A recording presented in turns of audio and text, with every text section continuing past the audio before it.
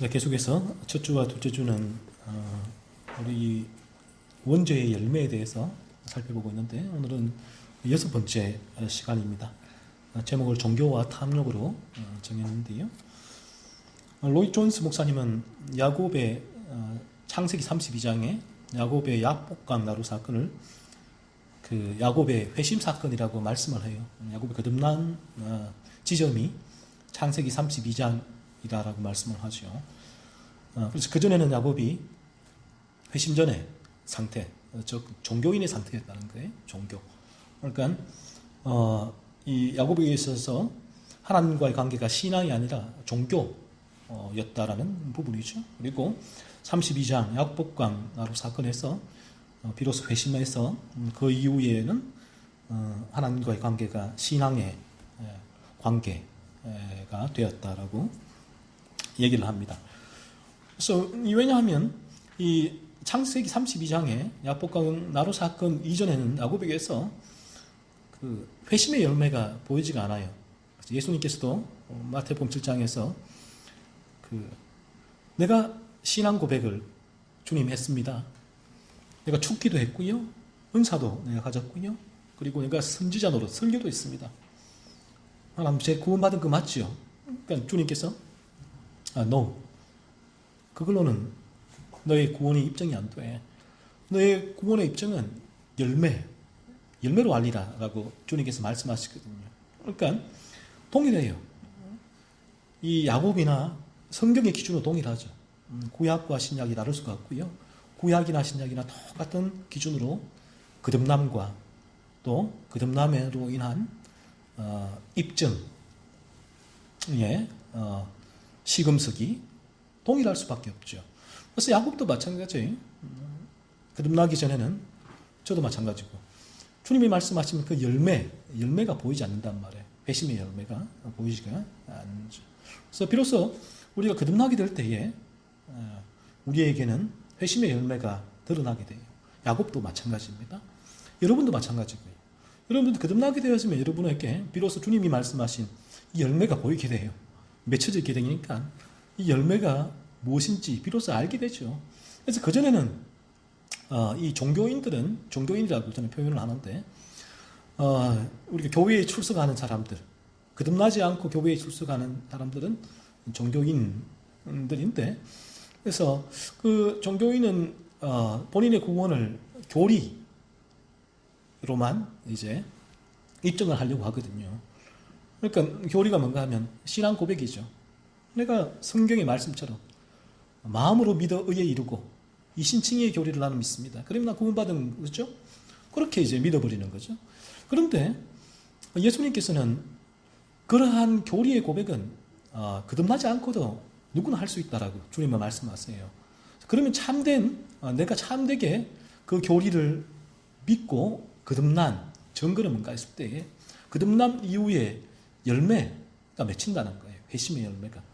그래서 이 회심의 열매를 통하여서 나의 거듭남을 알 수가 있는데, 이렇게 교리로서 본인이 구원받았다고 믿고 있는 사람들은 열매를 몰라요. 이게 무슨 말인지. 열매로 알리라. 그래서 이 열매를 본인에게 열매가 거듭나지 않았기 때문에 사실은 회심 전이나 본인이 구원받았다고 믿는 그 후나 그의 삶은 아무런 변화가 없어요. 변화가. 그런데 본인에게는 끊임없이 구원받았다고 믿고 있기 때문에 그러한 변화를 성화론, 훈련, 이런 부분으로 이제 컨프로치를 하는 것이죠. 하지만 틀림없는 사실은 저나 여러분이나 거듭나게 되어지면 열매가 맺혀요. 그래서 이 열매를 감지하게 돼요. 열매가 뭔지를 알아요. 이 부분이. 그래서 주님이 말씀하신 열매로 알리라 했을 때 열매가 어떤 모호하거나 막연한 것이 아니라 확실하게 내 삶에 맺어지는 부분을 깨닫게 되는 것이죠. 그 열매가 뭔가 하면 여러 가지 많은 부분이 있지만 가장 열매의 토대는 죄에 대한 부분이에요. 죄에 대한 민감도가 상승하게 되고 날마다 죄를 살피게 되고 그 죄의 유혹에 넘어질 때의 그 애통함을 가지게 되고, 그리고 하나님이 원하신 온전한 거룩함을 추구하는 삶이, 그리고 그런 삶을 위하여서 그리스도를 바라보는 묵상하는 그 삶이 날마다 매 순간 우리 삶에서 이어지게 되거든요. 그래서 이 부분이 열매인데 이 부분은 몰라요. 뭔지. 제가 말을 해도 아마 거듭나지 않은 분들은 저게 뭐지? 저게 뭐 어떤 부분이지? 부분들이 잘 되지 않을 거예요. 그런 부분이에요. 그래서 야곱에게도 마찬가지라는 거죠. 로이 존스 목사님이 창세기 32장 사건 전에 야곱이 회심하지 않은 종교인이라고 한 부분이 바로 이 열매에 관한 부분이거든요. 그래서 이 회심의 열매는 이제 쉽게 말하면 죄를 죽이는 삶. 이 죄를 죽이는 삶은 죄는 우리의 탐욕을 통해서 역사를 하거든요. 탐욕이 죽어지는 삶이라고 보면 이제 쉽죠. 이러한 삶이 거룩한 삶입니다. 오늘 이 본문에서 야곱은 꿈에서 하나님을 만나고 하나님의 말씀을 듣죠. 그래서 이 부분은 야곱 자신의 계획이 아니에요. 하나님께서 야곱을 향한 계획이죠. 예, 계획입니다. 이제 구약에는 하나님께서 이제 꿈으로도 들을 역사하셨으니까요. 나타나시고 말씀하셨는데, 그래서 이 오늘 말씀한 하나님께서 야곱을 향해 꿈에서 말씀하신 이 부분은 야곱을 향한 하나님의 주권이에요. 주권적인 계획과 인도하심을 말하는 거예요. 즉 이런 부분이죠.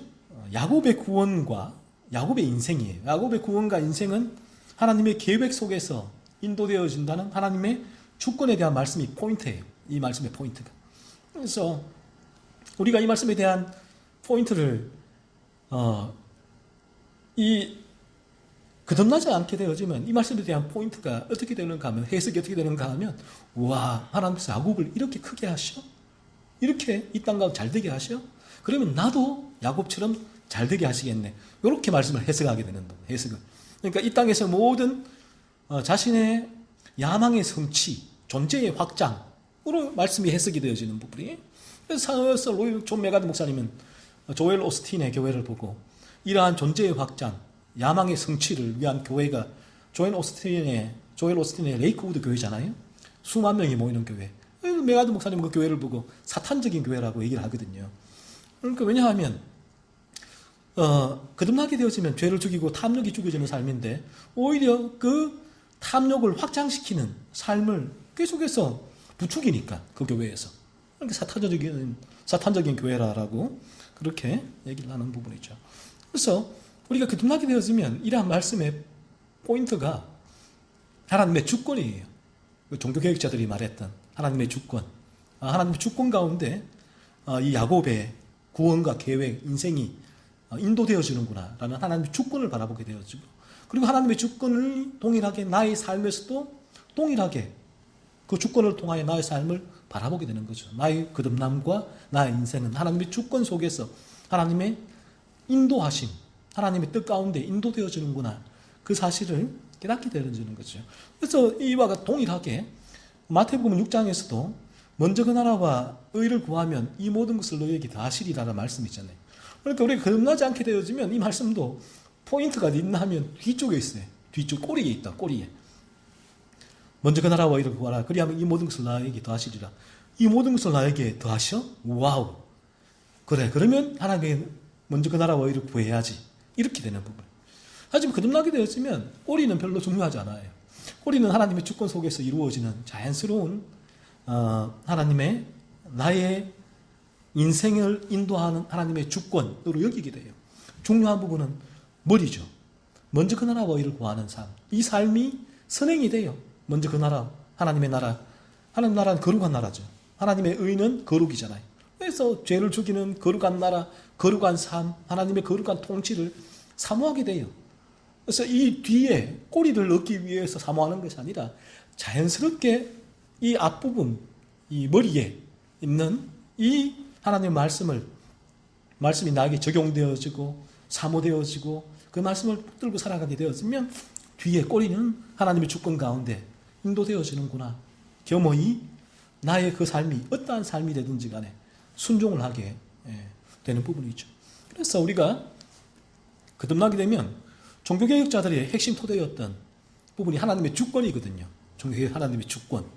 근데 하나님의 주권을 실제로 이 체험이라고 하죠. 체험하게 돼요. 그 머리도 이전에는 알고 있었던 부분이 나에게 적용된다라고 표현을 하면 되겠네요. 하나님의 주권 가운데서 나를 이 구원으로 인도하셨고 나의 인생을 하나님의 주권 가운데서 인도하고 계심을 경험하게 되죠. 그래서 하나님의 주권 앞에 무릎 꿇고 하나님의 찬양하고 하나님께 영광을 돌리게 되는 것입니다. 하지만 이 거듭나기 전에는 이와는 반대예요. 모든 것이 나 중심이에요. 나 중심. 자기 중심이죠. 그래서 이 자기 중심, 인간 중심이라는 부분이 인본주의적인 신앙이라고 얘기를 해요. 그래서 거듭나기 전에는 이 모든 것이 인본주의적인 신앙 가운데서 형성이 되게 됩니다. 이 구원, 거듭남도 자기 중심이에요. 이 인본주의적인 신앙인데 이 자기 중심이라는 게 뭐냐 하면 내가 믿으면 거듭나는 거예요. 내가 믿는데 포커스가 있는 거예요. 그래서 찰스 피니식 중생론이 있잖아요. 네가 어떻게 하면 내가 믿을 수 있게 할까인가.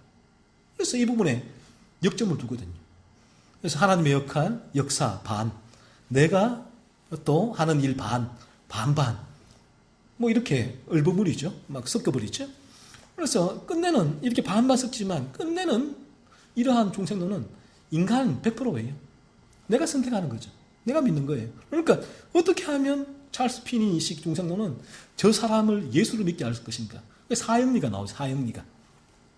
사형리를 통해서 1영리, 2영리, 3영리, 4영리까지 쭉 읽혀주면 사람들에게 자, 다 동의하죠? 동의를 한다고 하면 기도하십시오.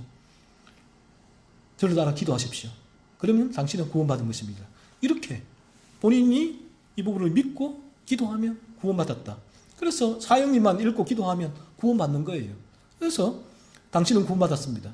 그래서 그 사람은 사형리를 듣고 또 그 결심 기도를 따라했기 때문에 본인은 그때부터 구원받은 걸로 알고 있죠. 본인은. 그래서 그 구원을 확신을 해버렸죠. 하지만 그의 삶에는 어떠한 일도 일어나지 않아요. 회심의 열매가 맺히지 않죠. 이러한 이제 중생을 결심의 중생이라고 얘기를 해요. 찰스 피니식 중생론을. 결심의 중생. 인간이 결심해서 얻는 중생이라고 이제 그런 의미예요. 그래서 찰스 피니는 당시 알트 콜링, 알트가 강대상이잖아요. 알트 콜링으로 불러냈죠. 콜링. 막 이제 예수를 믿으라고. 온갖 여러 가지 많은 여기 있는 사람의 결심을 자아내기 위해서는 인간의 적인 수단과 장치가 들어가거든요. 간증도 하고. 그러니까 무디는 찬양을 했죠. 앞에 한 2시간 정도 막 찬양을 하게 되고. 그래서 감정을 끌어올리고 거기다가 어떤 간증, 예수를 믿으면 복받는다. 그런 간증, 어떠한 여러 가지 많은 장치, 수단을 다 거기 넣는 거예요. 그렇게 되면 마지막에는 알트 콜링. 하게 되면 인간은 많은 사람들이 이 단상으로 나오게 되죠. 야, 나도 예수 믿고 복받아야지. 그래서 결심 기도를 하게 되고, 그러면 당신들은 구원받았습니다라고 선포를 하게 되면 이분들은 본인들이 이제 구원받았다고 믿게 되는 것이죠. 이러한 중생론이 사실은 알미니안식 중생론인데 인간 중심적인 사고에서 비롯된 것이죠. 하나님이 중심이 되면 하나님의 주권 속에서 이루어지는 구원을 따르고 믿게 돼요. 그래서 전적인 하나님의 은혜예요. 인간이 이 구원에 관여할 수 있는 부분은 전혀 없다는 부분이죠. 그래서 우리가 이 죄 탐사를 하는 이유도 하나님의 은혜 가운데 우리가 죄각성의 단계에 진입하게 되어지면 이 죄각성의 단계에서 인간은 자신이 할 수 있는 일이 없단 말이에요. 오직 하나님께서 그 죄에 대한 고통을 죄 탐사 가운데 성령을 통하여 깨닫게 하시고 그 죄에 대한 고통이 인간을 밀어서 그리스도께로 나아가게 하죠. 그래서 인간이 그리스도를 믿게 되고 거듭나게 되어지는 게 되는 것이죠. 그래서 인간이 할 수 있는 일이라고는 없단 말이에요. 오직 진리를 접하는 일 이외에는. 그래서 하나님의 전적 은혜, 하나님의 주권인 이 거듭남의 토대가 되는 것입니다. 우리의 삶도 마찬가지인데요. 우리가 거듭나게 되면 하나님의 주권 가운데서 거듭났기에 우리의 삶도 하나님의 주권 가운데서 인도됨을 자연스럽게 믿고 따르게 돼요. 나의 삶도 나의 관점에서가 아니라 하나님의 관점에서 바라보게 됩니다. 그래서 거듭나게 되었지만 끊임없이 이런 죄의 유혹은 있어요. 자꾸 나의 관점에서 바라보게 나의 인생을 바라보고 나의 관점에서 바라본다는 것은 나의 그 탐욕이거든요. 나의 탐욕을 이루기 위한 그러한 욕구가 꿈틀꿈틀 올라온다고요. 이게 죄의 유혹인데, 그러니까 거듭난 사람은 이러한 부분이 죄의 유혹임을 깨닫고 즉시 그 죄를 밀어내고 하나님의 관점 속에서 자신의 인생을 바라보게 되죠. 그래서 하나님의 주권 앞에 겸허하게 무릎을 꿇는 삶이 그에게는 이어지게 되는 것입니다.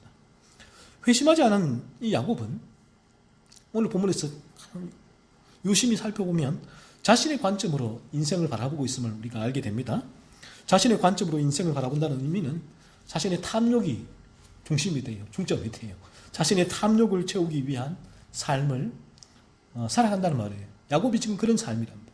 야곱에서는 사실은 하나님의 주권, 하나님의 뜻, 하나님의 인도는 크게 중요하지 않아요. 어떻게 하면 나의 삶이 이 땅 가운데 번영을 이루고 그 성공을 할 수 있을까? 나의 이 끓어오르는 탐욕을 채울 수 있을까? 이것이 야곱의 가장 주된 관심이었다는 것이죠. 그래서 야곱은 하나님도 어떻게 여겼냐면 자신의 탐욕을 채우는 도구로 여겼게 됩니다.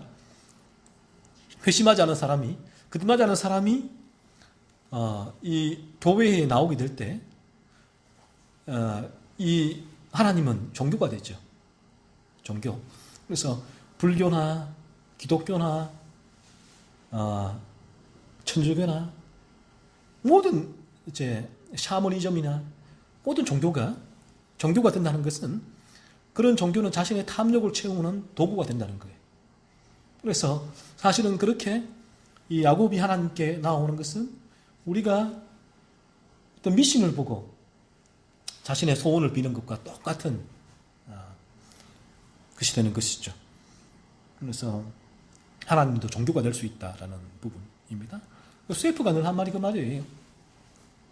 우리에게 성경에 있고 찬송이 있고 예배가 있고 또 그 하나님이란 삼위일체 하나님에 대한 동일한 용어를 사용해도 그 내용이 전혀 다르다는 내포가 담겨있는 내포가 다르다라는 부분이죠. 그래서 어떤 사람은 하나님이다라는 동일한 하나님을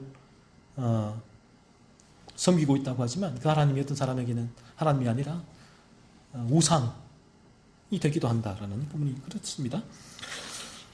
야곱은 하나님에 대해 어렴풋하게 알고 있었습니다. 아마도 아브라함과 이삭, 아버지죠. 할아버지 아브라함과 아버지 이삭을 통하여 하나님에 대하여 알고 있었을 것으로 추정이 됩니다. 그 하나님이 꿈에 야곱에게 나타났기에 야곱은 이렇게 얘기를 하죠. 하나님께서 여기 계신다. 이곳은 하나님의 집이요 하나님의 문이로다라고 말하였죠. 그래서 요거 야곱의 이 말만 본다면 야곱이 얼마나 믿음이 좋아 보여요. 신앙이 독실해 보입니까? 하지만 오늘날 이 거듭나지 않은 종교인들도 삼위일체 하나님과 성경에 대해 잘 알고 있습니다. 하지만 그들은 이성적이고 이론적이고 교리적으로 하나님을 아는 것이죠. 그래서 교리적으로 이론적이고 이성적으로 하나님을 안다고 해서 거듭난 것은 아니거든요. 그래서 제 라일 목사님도 그렇게 말을 하죠. 오늘날 이 교회에 나오는 사람들, 이 교회가 있고 그리고 설교를 듣고 찬송이 있고 뭐 성가대가 있고 이 모든 것이 다 있는 곳에 나온다고 해서 그 사람이 거듭난 것이 아니다라고 말씀을 합니다. 그래서 야곱은 하나님에 대해서 이처럼 어렴풋하게 뭔가 하나님에 대해서 알고는 있었죠. 이게 종교란 것, 종교. 하나님에 대해서 이 성경이 말씀하고 있는 하나님이 아니라 단지 종교적인 하나님에 대하여 종교심이죠. 야곱은 이제 할아버지와 아버지를 통해서 들은 그 하나님에 대해서 본인은 어느 정도 알고 있었다라는 것입니다. 그리고 이제 야곱이 이 18절에 보시면 야곱이 아침에 일찍 일어나 베개로 삼았던 돌을 가져다가 기둥으로 세우고 그 위에 기름을 붓고 라고 말하겠죠. 이 종교 행위죠. 종교 행위. 야곱은 그 어렴풋하게 알고 있던 하나님 앞에 그런 종교 행위를 하고 있는 것입니다. 그래서 이런 부분을 통해서 오늘날 이제 거듭나지 않아도 우리가 하나님께 예배할 수 있다라는 부분. 그래서 봉사도 할 수 있고요. 여러 가지 많은 종교 행위를 할 수 있다는 것이죠. 그래서 그런 종교 행위를 통해서 나의 거듭남을 입증할 수는 없다라는 부분을 야곱을 통해서 알 수 있는 것입니다. 자, 그리고 마지막으로 우리가 야곱에 대해서 알 수 있는, 야곱이 회심하지 않은 당시의 정교가 무엇인가 하면 오늘 20절에서 22절 말씀인데 20절에서 22절 말씀 같이 한번 우리 읽어 보겠습니다. 20절로 22절 시작. 야곱이 서원하여 이르되 하나님이 나와 함께 계셔서 내가 가는 이 길에서 나를 지키시고 먹을 떡과 입을 옷을 주시어 내가 평안히 아버지 집으로 돌아가게 하시오면 여호와께서 나의 하나님이 되실 것이요 내가 기둥으로 세운 이 돌이 하나님의 집이 될 것이요 하나님께서 내게 주신 모든 것에서 10분의 1을 내가 반드시 하나님께 드리겠나이다 하였더라. 자, 야곱이 하나님께 서원을 했는데, 자, 이 부분이 거듭나지 않은 이 자연인, 종교인의 관점에서 해석을 하면 대단히 은혜로운 내용이잖아요. 같아요. 보여요. 야, 야곱이 이렇게 기도했구나. 이렇게 하나님 앞에 서원을 했구나. 그런데 사실은 우리 전 성사님도 얘기했듯이 이 부분은 그 서원이 아니라 딜이라 딜, 거래라라고 전성사 표현을 하고 있죠. 그 종교인은 하나님과 늘 이제 딜을 하죠. 거래를 하는데 어떤 거래입니까? 야곱은 자신의 중심이 되어 있죠. 자신의 뜻이죠. 자신의 야망, 탐욕을 하나님께서 그대로 이루어 주시면 뭐라고 합니까? 하나님은 나의 하나님이 되시고, 만약 그렇게 이루어지지 않는다면 어떨까요? 하나님께서 원망을 하겠죠. 원망하게 되는데 필립 얀시 책이 이로운 책은 아닙니다. 필립 얀시의 책이 상당히 조금 비성경적인 그런 책이지만 그 나온 예화 중에 하나는 제가 이제 들 수 있는 이제 유익한 예화가 필립 얀시 책을 이전에 읽으면서 저는 이 책들을 다 읽으면서 이제 이분들의 어떤 신앙들을 한번 검증을 이제 하는 부분에서 쭉 읽어봤는데 필립 얀시가 하나님 당신께 실망했습니다라는 책이 있어요. 그 책.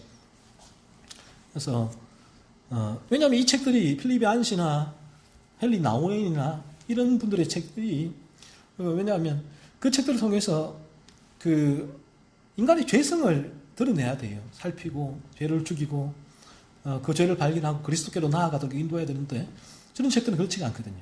상당히 심리학적인 토대 위에서 우리를 상처를 치유하시는 하나님, 상당히 심리학적인 기독교로 좀 변질되어 있는 부분들이에요.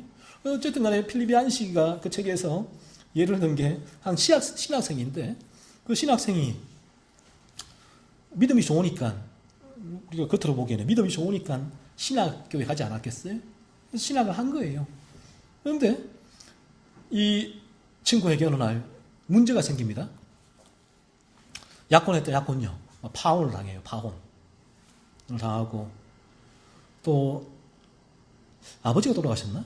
돌아가시고, 또 사업이 망하고, 하던 일이 줄줄이 다 이제 문제가 생긴 거예요. 문제가 계속 생긴 거예요. 그러니까, 이 친구가 신학을 하다가, 한 고백이 말이 고백이에요. 선언이 하나님 당신께 실망했습니다. 그리고 신학을 접고 떠나요. 이 부분이 딜이다, 딜. 종교인의 딜이라는 거예요. 하나님의 중심, 하나님의 주권 속에서 자신의 인생을 바라볼 수가 없죠. 종교인은 자신의 탐욕이 중심이 돼요.